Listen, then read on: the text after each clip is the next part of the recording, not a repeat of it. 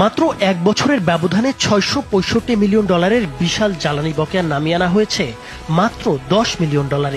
দুর্নীতি আর লুটপাটের ভারে ডুবে যাওয়া জ্বালানি খাতের জন্য এ যেন এক নজিরবিহীন সাফল্যের গল্প।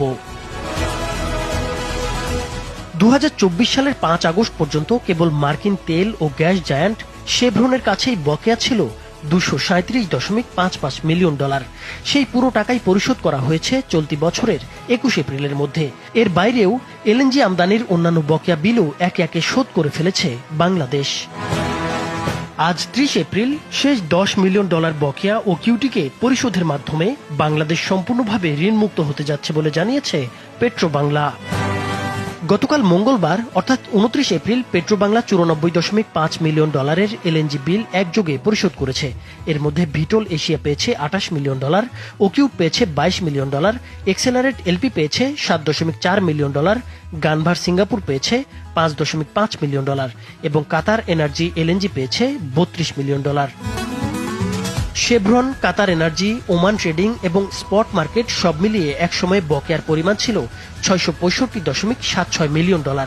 গত কয়েক মাস জুড়ে বিশাল ঋণভারে জর্জরিত জ্বালানি খাতের ঋণ কমে দাঁড়িয়েছে মাত্র $10 মিলিয়ন।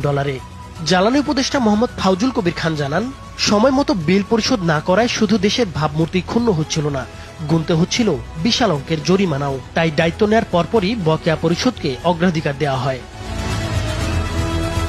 বিপুল এই ঋণ পরিশোধ করার টাকা এসেছে কোন খাত থেকে, সেটি হয়তো অনেকের কাছে বড় প্রশ্ন তৈরি করবে।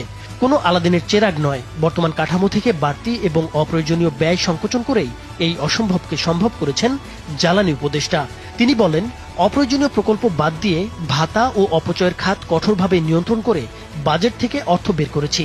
পাশাপাশি ব্যাংকগুলোর জন্য নিজস্ব ব্যবস্থাপনায় গ্যারান্টি নিশ্চিত করে প্রয়োজনীয় ডলার জোগাড় করা সম্ভব হয়েছে। তার মানে হলো, এতদিন এসব খাতে যে ব্যয় হয়েছে তা কতটা জরুরি ছিল তা নিয়ে প্রশ্ন তোলাই যায়। বাংলাদেশ ব্যাংকের তথ্য অনুযায়ী 2023-24 অর্থ বছরে মোট $23.92 বিলিয়ন রেমিটেন্স এসেছে, যাতে রাষ্ট্রায়ত্ত ব্যাংকগুলোর অংশ ছিল $3.4 বিলিয়ন। আর 2024-25 অর্থ বছরের আগস্ট অক্টোবরে এসেছে $7.03 বিলিয়ন, যার মধ্যে রাষ্ট্রায়ত্ত ব্যাংকের অংশ $2.06 বিলিয়ন। রেমিটেন্স সংগ্রহে উৎসাহ দিতে বাংলাদেশ ব্যাংক ব্যাংকগুলোকে বেশি হার দেওয়ার সুযোগ দেয়, ফলে তারল্য সংকটও অনেকটাই কেটে যায়। একসময় যে জ্বালানি বকেয়া নিয়ে বাংলাদেশ তীব্র সমালোচনার মুখে পড়েছিল, আজ সেই বকেয়া প্রায় শেষের পথে। সঠিক পরিকল্পনা, আর্থিক শৃঙ্খলা আর লুটপাটের রাস্তা বন্ধে প্রশাসনিক সদিচ্ছার এক অনন্য উদাহরণ হয়ে থাকবে এই সাফল্য।